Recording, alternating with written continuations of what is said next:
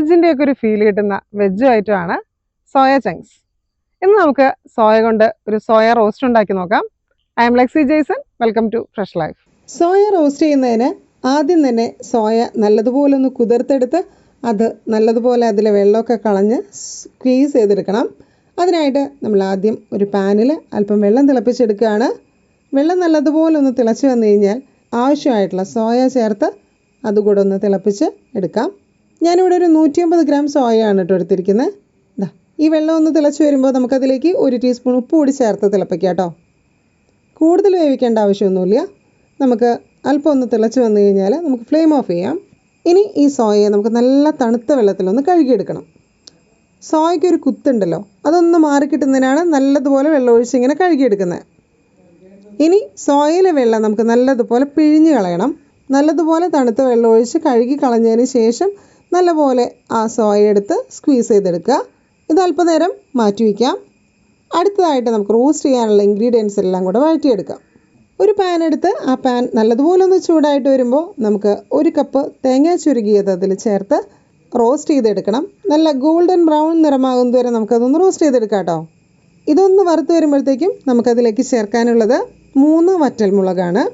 പിന്നെ 1 ടീസ്പൂൺ പെരിഞ്ജീരകം, 1 ടീസ്പൂൺ നല്ല ജീരകം, 2 പീസ് കറുകപ്പട്ട, പിന്നെ 1 ടേബിൾ സ്പൂൺ മുഴുവൻ മല്ലി.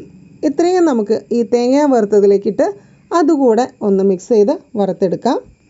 ഇത് നല്ലതുപോലെ വറുത്ത് വന്നിട്ടുണ്ട്. നല്ല ഗോൾഡൻ ബ്രൗൺ നിറമായിട്ടുണ്ട്. ഇനി നമുക്ക് ഒരു മിക്സിയുടെ ജാറിലേക്കിട്ട് ഇത് നല്ല പോലെ ഒന്ന് പൊടിച്ചെടുക്കണം. ഇത് പൊടിച്ച് വെച്ച് കഴിഞ്ഞാൽ നമുക്ക് അടുത്തതായിട്ട് ഒരു പാനിൽ 1 ടേബിൾ സ്പൂൺ വെളിച്ചെണ്ണ ഒഴിച്ച് നല്ല പോലെ ഒന്ന് ചൂടായി വരുമ്പോൾ അതിലേക്ക് ഒരു വലിയ സവാള ചെറുതായിട്ടൊന്ന് സ്ലൈസ് ചെയ്ത് ചേർത്ത് കൊടുക്കാം. കൂടെ 2-3 പച്ചമുളക് അത് ചെറുതായിട്ടൊന്ന് കട്ട് ചെയ്ത് ചേർക്കാം. 1 പീസ് ഇഞ്ചി അതും ചെറുതായിട്ട് കട്ട് ചെയ്ത് തന്നെ ചേർത്ത് കൊടുക്കുന്നുണ്ട്. 7-8 പീസ് വെളുത്തുള്ളിയും ചെറുതായി കനം കുറച്ച് അരിഞ്ഞരിഞ്ഞ് അതും ഈ സമയം ചേർക്കുന്നുണ്ട് കേട്ടോ. 2 സ്പ്രിങ് കറിവേപ്പില അത് നമുക്കിതിന് മസ്റ്റ് അല്ലേ, അതും ചേർത്ത് കൊടുക്കാം. ഇനി ചേർക്കുന്നത് 1/2 ടേബിൾ സ്പൂൺ മുളക് പൊടിയാണ്. കൂടെ 1/4 ടീസ്പൂൺ മഞ്ഞൾപ്പൊടി കൂടി ചേർക്കുന്നുണ്ട്. നമ്മൾ നേരത്തെ മുളകൊക്കെ ചേർത്തിട്ടുള്ളത് കൊണ്ടാണ് ഇവിടെ 1/2 ടേബിൾ സ്പൂൺ മാത്രം മുളക് പൊടി ചേർക്കുന്നത്. ഇത് നല്ലപോലെ പാകമായിട്ട് വരുമ്പോൾ നമുക്കിതിലേക്ക് നേരത്തെ പൊടിച്ച് മാറ്റി വെച്ചിരിക്കുന്ന തേങ്ങ വറുത്തതും മസാലക്കൂട്ടും കൂടിയുള്ളത് ഈ സമയം നമുക്കിതിലേക്ക് ഇട്ട് കൊടുത്ത് നല്ലപോലെ ഒന്ന് മിക്സ് ചെയ്തെടുക്കാം. ഈ സമയം നമ്മളിതിലേക്ക് ചേർക്കുന്നത് ഒരു ക്യാപ്സിക്കമാണ്. ഞാനിവിടെ യെല്ലോ കളർ ക്യാപ്സിക്കമാണ് ചേർക്കുന്നത്. നിങ്ങൾക്ക് ഇഷ്ടമുള്ള കളർ ക്യാപ്സിക്കം ചേർക്കാം കേട്ടോ. കൂടെ ഒരു തക്കാളി അതും ചെറുതായിട്ട് കട്ട് ചെയ്ത് ചേർത്ത് കൊടുക്കുന്നുണ്ട്.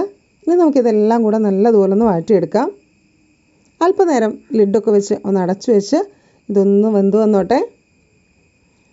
ഇപ്പോൾ വെന്ത് നല്ല ഒരു സ്മൂത്ത് ആയിട്ടുണ്ട്. ഇതിലേക്ക് അല്പം വെള്ളം ചേർത്ത് കൊടുക്കാം. 1 കപ്പ് വെള്ളം നമുക്ക് ആവശ്യത്തിന് റോസ്റ്റ് ആക്കി എടുക്കാൻ ആവശ്യത്തിനുള്ള വെള്ളമാണ് ഈ സമയം ചേർക്കുന്നത്. അതുകൂടെ ചേർത്ത് നല്ല പോലെ ഒന്ന് കുറുതാക്കി എടുക്കണം. നല്ലപോലെ ഒന്ന് കുറുതാക്കി എടുക്കണം. ഈ ഒരു പരുവാകുമ്പോൾ നമുക്കിതിലേക്ക് നേരത്തെ മാറ്റി വെച്ചിരിക്കുന്ന സോയ ഇട്ട് കൊടുക്കാം. അത് നല്ല പോലെ ഒന്ന് ഇളക്കി യോജിപ്പിക്കാം കേട്ടോ. ഈ റോസ്റ്റ് നല്ല പാകമായിട്ട് വന്നിട്ടുണ്ട്. നമുക്കിനി ഇതിന് മുകളിലേക്ക് 1 ടീസ്പൂൺ ഗരം മസാല കൂടി തൂവിക്കൊടുക്കാം. നല്ല പോലെ ഒന്ന് മിക്സ് ആക്കി എടുക്കണം. ഇനി ഇതിന് മുകളിലായിട്ട് ചേർക്കുന്നത് അല്പം മല്ലിയിലയാണ്. ഈ മല്ലിയില കൂടി വിതറി നല്ല പോലെ ഒന്ന് ഗാർണിഷ് ചെയ്തെടുത്താൽ നല്ല ബീഫ് റോസ്റ്റ് മാറി നിൽക്കുന്ന രുചിയിൽ നമുക്ക് നല്ല വെജിറ്റബിൾ ആയിട്ടുള്ള സോയ റോസ്റ്റ് റെഡിയാക്കിയെടുക്കാം. വളരെ എളുപ്പത്തിൽ വളരെ രുചികരമായിട്ടുള്ള ഒരു വെജിറ്റബിൾ ഐറ്റമാണ് ഇത് കേട്ടോ. ഈ റെസിപ്പി നിങ്ങളെല്ലാവരും ഒന്ന് ട്രൈ ചെയ്ത് നോക്കണം. എന്നിട്ട് നിങ്ങളുടെ ഫീഡ്ബാക്ക്സ് അറിയിക്കണം. അടുത്തൊരു വീഡിയോയിൽ മറ്റൊരു നല്ല റെസിപ്പിയുമായി കാണാം. താങ്ക്